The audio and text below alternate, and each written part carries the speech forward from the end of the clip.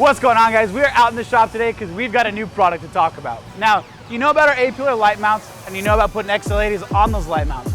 We've had a lot of guys ask about being able to put additional lights on our A-pillars, more of an accessory periphery light.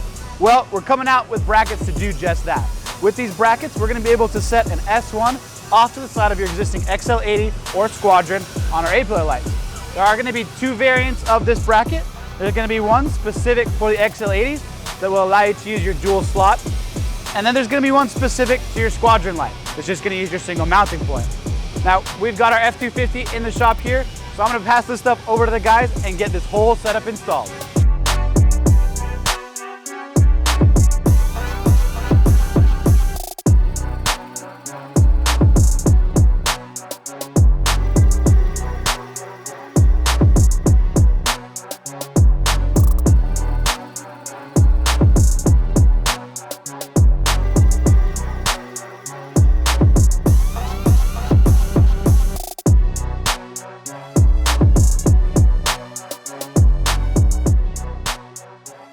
Like that, the accessory brackets are on the truck, and we've got that little bit of additional light you all have been asking for.